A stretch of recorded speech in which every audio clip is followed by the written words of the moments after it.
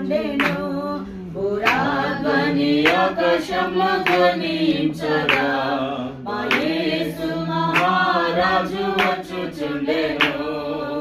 ఆ దినం మిక్కిలి సమీపం, శుద్ధులు అందరూ చేరెదరు. ఆ దినం మిక్కిలి సమీపం, శుద్ధులు అందరూ చేరెదరు. దేవుని బూరా ధ్వనించగా దేవాది దేవుని సంధించెదము. దేవుని బూరా ధ్వనించగా దేవాది దేవుని సంధించెదము. బూరా ధ్వని ఆకాశంలో ధ్వనించగా మా యేసు మహారాజు వచ్చుచుండెను. బూరా ధ్వని ఆకాశంలో ధ్వనించగా మా యేసు మహారాజు వచ్చుచుండెను. పాటున మారెదము, మోక్షంలో అందరం చేరెదము. పాటున మారెదము, మోక్షంలో అందరం చేరెదము. కన్నీరు దిగులు అచ్చటలేవు, కన్నీరు దిగులు అచ్చటలేవు. దేవుడు తానై వెలుగై ఉండెను, దేవుడే తానై వెలుగై ఉండెను. పురాధ్వని ఆకాశంలో ధ్వనించగా మా యేసు మహారాజు వచ్చుచుండెను. పురాధ్వని ఆకాశంలో ధ్వనించగా మా యేసు మహారాజు వచ్చుచుండెను. కలుగును గాక. మన ప్రభువును రక్షకుడైన యేసయ్య శుభనామంలో మీ అందరికీ హృదయపూర్వకమైన శుభవందనాలు తెలియపరుస్తూ, మరి ప్రభువునందు నిద్రించి ఈ లోకాన్ని విడిచినటువంటి లక్ష్మణరావు గారి కుటుంబానికి మా ప్రియ సహోదరి జయమ్మ అలాగే కుమారులిద్దరూ, మరి మనం ఎవరు ఓదార్చినా కానీ అటువంటి అవగాహన లేక దేవుని మీద వారికి ఉన్నటువంటి బలం, దేవుని శక్తిని ఆశ్రయించిన విశ్వాసాన్ని బట్టి కుమారులను కానీ కోడల్ని కానీ సహోదరిని కానీ పరిశుద్ధాత్మ దేవుడే గొప్ప ఆదరణ కలుగజేయునుగాక. చాలా విచారకరం అని ఆయన పిలిచినప్పుడు ఎవరి సమయం ఇప్పుడవుతుందో అప్పుడు వెళ్ళిపోవాలి.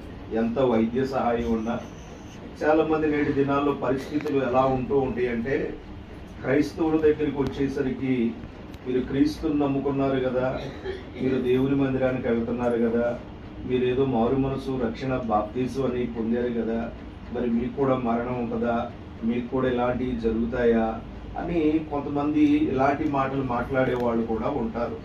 క్రీస్తుని ఎరిగిన వారైనా ఎరగని వారైనా పుట్టిన ఏ వ్యక్తి కూడా గిట్టక తప్పదు.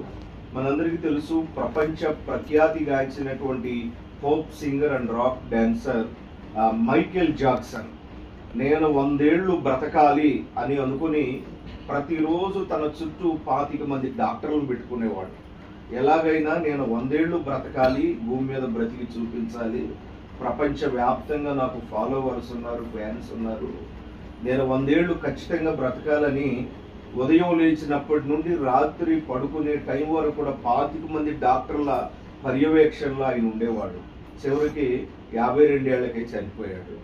చెప్పలేము మనం ఎన్ని జాగ్రత్తలు పాటించినా, ప్రభువుని తెలుసుకున్నా తెలుసుకోకపోయినా, భక్తి చేసినా భక్తి చేయకపోయినా, ఎవరి మరణం ఎప్పుడు ఎలాగో వస్తుందో తెలియదు. భూమి మీద ఎవరికైనా మరణం అనేది తప్పకుండా వస్తుంది. పరిశుద్ధ గ్రంథంలో నుండి ఒక చిన్న మాట చదువుదాం.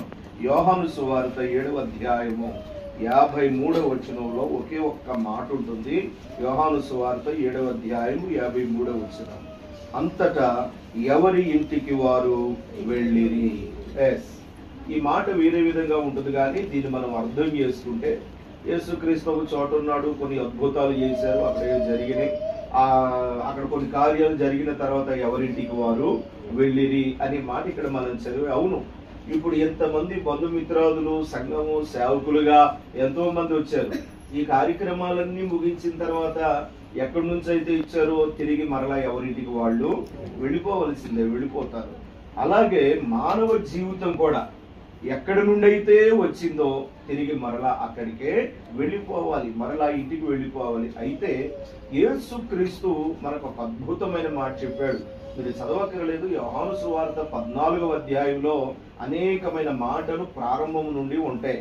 ఆయన అంటారు, మీ హృదయాలు కలవరపడనీయొద్దు, మీరు దేనికి విచారపడొద్దు, నేను తండ్రి ఇంట స్థలం సిద్ధపరచడానికి నేను వెళ్తున్నాను, అక్కడ అనేకమైన నివాసములు ఉన్నాయి, ఇదిగో నేను మరలా వచ్చి నేనుండే స్థలములో మీరులో ఉండులాగున మిమ్మల్ని నేను తీసుకుని వెళ్తానన్నప్పుడు మీరు 14వ అధ్యాయంలో చదివితే తోమ, యేసు శిష్యుడైన తోమ ఒక మాట మాట్లాడతారు. ప్రభువా, నీవెక్కడికి వెళుతున్నావు మేము ఎరుగం కదా, నేను వెళుతున్నాను అంటున్నావు, ఏ ఇంటికి వెళ్తున్నావు, నువ్వు ఎక్కడికి వెళ్తున్నావు మాకు తెలియదు కదా, నువ్వు వెళ్ళే చోటుకి మేము రావాలంటే ఆ మార్గం మాకు ఎలాగూ తెలుస్తుంది అని తోమ మాట్లాడతాడు. అప్పుడు చెప్పారు యేసయ్య, నేనే మార్గమును, నేనే సత్యమును, నేనే జీవమునై ఉన్నాను అని చెప్పి, ఇదిగో ఈ లోక సంబంధమైన మన గృహాలు, ఈ సమస్తమైన వాటిని ఏదో ఒక రోజు విడిచిపెట్టాలి.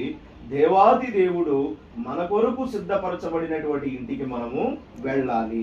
ఆ ఇంటికి వెళ్ళడానికే ఈ భూమి మీద చేసే ప్రతి మానవుడు, ఏ మతమైనా, ఏ మత గ్రంథమైనా, ఏ భక్తి అయినా, ఎవరైనా ఏది చేసినా దేని కొరకు అంటే ఈ ఆత్మ తప్పకుండా మోక్షానికి, నిత్య జీవానికి వెళ్ళాలి అని చెప్పి, అలాగా ఈ లోకంలో మానవుడు ఎన్నో మార్గాలు ఎంచుకుంటున్నాడు, ఎన్నో ప్రయత్నాలు చేస్తూ ఉన్నాడు. ఎవరు ఎన్ని మార్గాలు ఎంచుకున్నప్పటికీ కూడా ప్రపంచంలో పేరుగాంచినటువంటి మత గ్రంథాలు 52 మత గ్రంథాలు ఉన్నాయి. ఈ 52 మత గ్రంథాలు కూడా చెప్పే స్లోగన్ ఒకటే, చూపించే మార్గం ఒకటే. ప్రతి మత గ్రంథం మానవుడు మోక్షానికి వెళ్ళడానికి ఏం చెయ్యాలో బోధిస్తే దాన్ని చేసి చూపించింది పరిశుద్ధ గ్రంథం. దేవునికి మహిమ కలుగును గాక. ప్రతి మత గ్రంథం ఏం చేయాలో చెప్పాయి, కానీ దాన్ని చేసి చూపించింది పరిశుద్ధ గ్రంథమైన బైబిల్ గ్రంథం. లోక రక్షకుడైన యేసయ్య వచ్చి సర్వమానవాళి కోసం శిలువ యాగాన్ని చేసి తాను చేయవలసిన యజ్ఞాతి క్రమాలు భూమి మీద జరిగించి, ఇదిగో పరలోకానికి ఒక మార్గాన్ని ఏర్పాటు చేసి ఆయన వెళ్ళి మరలా మన కొరకు ఆయన రాబోతూ ఉన్నారు. మరి రాబోతూ ఉండగా చనిపోయిన వారు ఎలాగ చనిపోయారు, వారి సమయం అయిపోయింది, ప్రభు వారి కేటాయించిన స్థలానికి వారు వెళ్ళిపోతూ ఉన్నారు. అయితే మరణించిన వారిని బట్టి దుఃఖపడటం మాని ఈ మరణం మనకేం పాఠాన్ని నేర్పిస్తుంది, బ్రతుకున్న మనం ఎలా దేవునిలో ఎదగాలో ఒక మాట చదువుకొని ప్రార్థన చేసుకుందాం. అపోస్తలుల కార్యముల గ్రంథం 1వ అధ్యాయం 12వ వచనంలో ఒక అద్భుతమైన మాట వ్రాయబడి ఉంది. అప్పుడు వారు ఒలీవల వనమనబడిన కొండ నుండి యెరూషలేమునకు తిరిగి వెళ్ళిరి. ఆ కొండ యెరూషలేమునకు విశ్రాంతి దినమున నడవదగినంత సమీపమున ఉన్నది. జాగ్రత్తగా వినండి. యేసుక్రీస్తు శిష్యులు ఇంచుమించు ఒక 120 మంది, యేసయ్య పునరుద్ధానుడై లేచి 40 రోజులు భూమి మీద ఉండి 40వ రోజున పరలోకానికి ఆరోహణుడై వెళ్ళిపోవడానికి 500 మందిని వెంటబెట్టుకుని ఒలీవల కొండ వరకు తీసుకుని వెళ్ళాడు. ఒలీవల కొండ వరకు తీసుకుని వెళ్ళి 500 మంది చూసి